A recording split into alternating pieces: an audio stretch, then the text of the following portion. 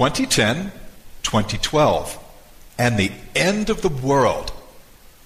This is the first podcast in a series on current events and issues. Is the world going to end soon?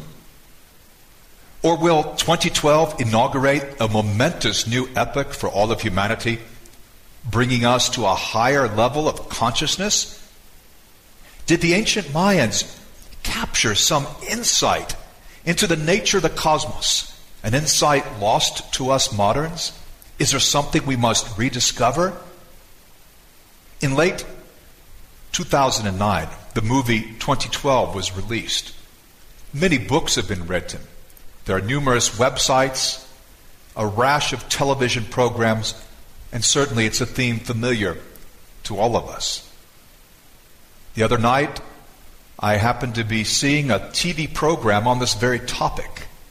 It claimed that the Mayans had left clues as to when this incredible event would happen, and they had left them in hieroglyphs in the South Pacific, of all places. This does not seem very likely. In fact, the whole program seemed sensationalistic. There wasn't much science in it. It was more science fiction. The few scraps of history that were there were overblown, were exaggerated. And this is a human tendency, isn't it? Do you remember Y2K?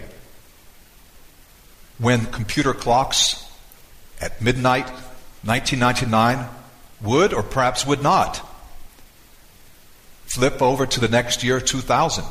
And so many predicted the world would grind to a halt. Well, what happened? Did all the computers go berserk or shut down?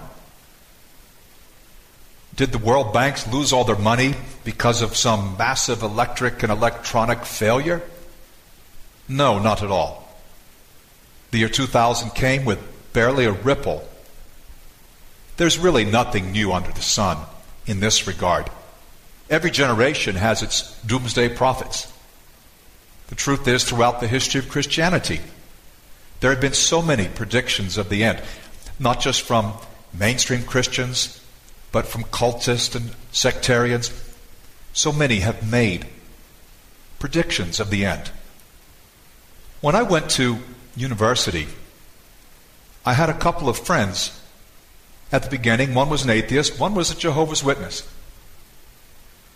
The Jehovah's Witness was named Mark. He was a nice guy. But he was a little bit sad, a bit down. And the reason was that at that time, the latest prediction of the Watchtower Society or the Jehovah's Witnesses was that Jesus would come back in 1975. Well, I went into college in 1977.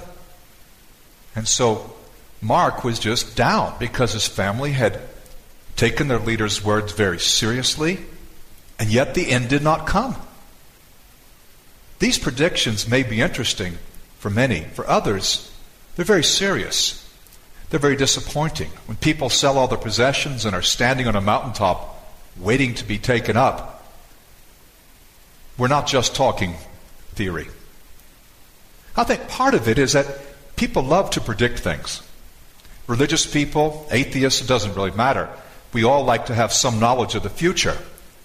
We'd like to know what's going to happen.